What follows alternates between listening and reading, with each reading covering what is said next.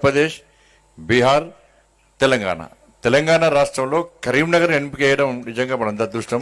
ఈ సందర్భం కూడా కరీంనగర్ జిల్లా ప్రజల తరపున,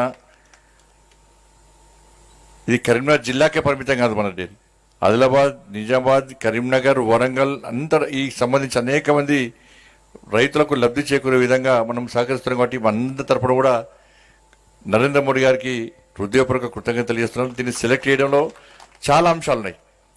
లేదా కరీంనగర్ డైరీ చరిత్ర 27 సంవత్సరాలు.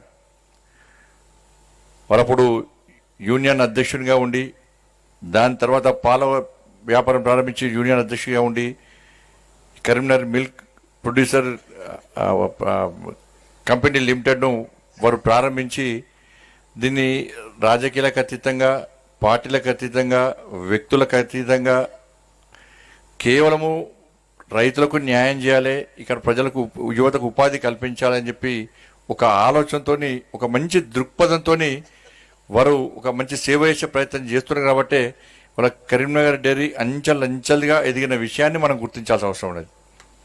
ప్రతిరోజు 2 లక్షల లీటర్ల మిల్క్ను మనం సేకరించడం, 40 లక్షల యొక్క పెరుగును మనం విక్రయించడం, ఇది మామూలు విషయం కాదు.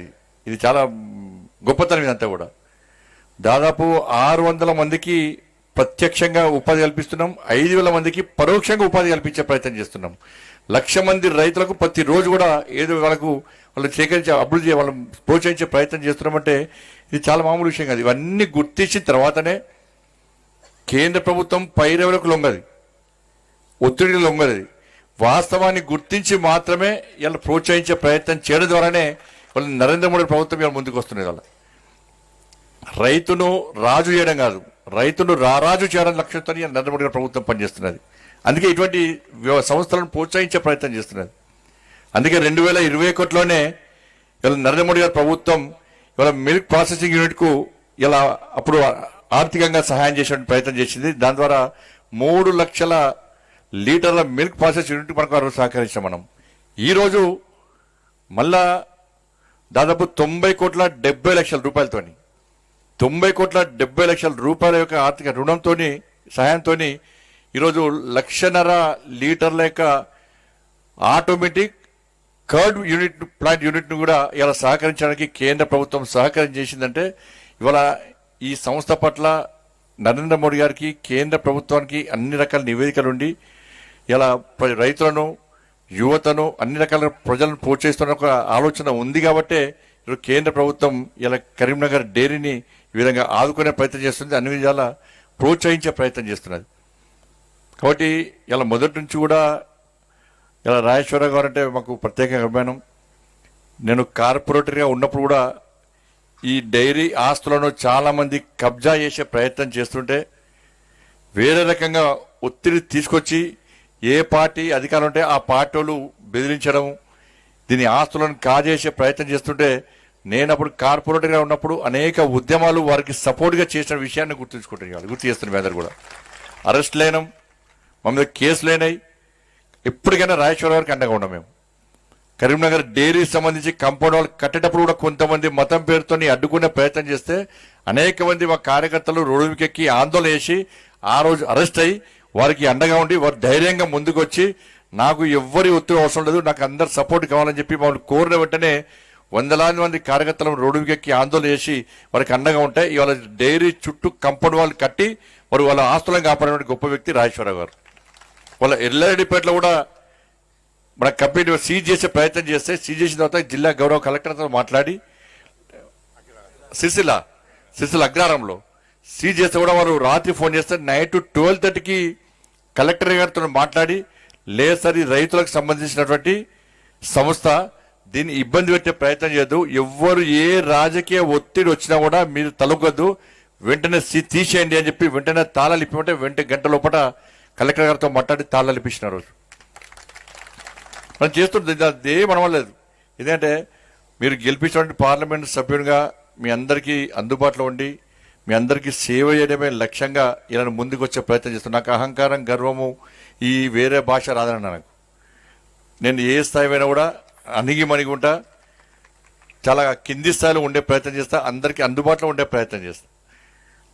కాబట్టి ఇవాళ నరేంద్ర మోడీ గారి ప్రభుత్వం కూడా ఇవాళ అనేక రైతు సంస్కరణలు తీసుకొచ్చి ఏ విధంగా రైతులను ఆదుకుంటారో మనం ఆలోచించాల్సిన అవసరం ఉంది. ఇవాళ మొన్న చూస్తే మనం విజయదశమి మనకు బంపర్ ఆఫర్ నరేంద్ర మోడీ గారు ఇచ్చారు. వాళ్ళ రైతులకు సబ్సిడీ ఇచ్చారు. వాళ్ళ ట్రాక్టర్ విషయంలోని రైతు పనిముట్ల విషయంలోని మనకి జిఎస్టీ తొలగించి ఏ విధంగా మనని రైతులను ఆదుకునే ప్రయత్నం చేసిండో మనం ఆలోచించాలి ఒకసారి. ఇవాళ ప్రతిసారి కూడా రైతు కిసాన్ సమ్మాన్ నిధి ఇస్తున్నాం. ఇవాళ అనేక రాష్ట్రాలు యూరియా బ్లాక్ చేయడము, యూరియా అందించకపోవడము, బ్లాక్ మార్కెట్లో అమ్ముకునే ప్రయత్నం చేస్తూ ఉన్నప్పుడు కూడా ఇవాళ నరేంద్ర మోడీ ప్రభుత్వం అంతర్జాతీయంలో ధరలు పెరిగినప్పుడు కూడా, దేశాల మధ్య యుద్ధాలు జరిగినా కూడా, ఆపరేషన్ సింధూర్ జరిగినా కూడా ఏ రోజు కూడా యూరియా ధరలు పెంచలే, ఎక్కడ యూరియా షార్టేజ్ కానియలే. యూరియా మీద సబ్సిడీ అప్పటి నుంచి ఇప్పటి వరకు ఇస్తున్న విషయాన్ని మనం గుర్తించాలి. కానీ కొన్ని రాష్ట్రాలు దాన్ని గుర్తించకుండా, అవగాహన రాహిత్యంతో రైతులకు యూరియా అందించకుండా, యూరియాలను ట్రక్కులు టన్నులు లోడ్లు బ్లాక్లో అమ్ముకొని వాళ్ళ రైతులు ఇబ్బంది పడే పరిస్థితి కొన్ని రాష్ట్రాలు వస్తున్నాయంటే దాన్ని రైతాంగం ఆలోచించాల్సిన అవసరం ఉంది. యూరియా షార్టేజ్ కానియలే, యూరియా సబ్సిడీ ఇస్తున్నాం. ఇవాళ పండించిన ప్రతి గింజ నరేంద్ర మోడీ గారి ప్రభుత్వం, కేంద్ర ప్రభుత్వం కొంటున్నది. కిసాన్ సమ్మాన్ నిధి ఇస్తున్నాం. ఇట్లా అనేక రకాల ఎంఎస్పి 2014 ముందు ఎంఎస్పి ఎంత, వాళ్ళ నరేంద్ర మోడీ గారి ప్రభుత్వం వచ్చినాక ఈ రోజు ఎంఎస్పి ఎంత ఒక్కసారి వచ్చింది. ఆ రోజే 2014లో నరేంద్ర మోడీ గారు చెప్పారు, నేను రైతుకు ఆదాయాన్ని రెట్టింపు చేస్తున్నారు. 2014లో ఎంఎస్పి ఎంత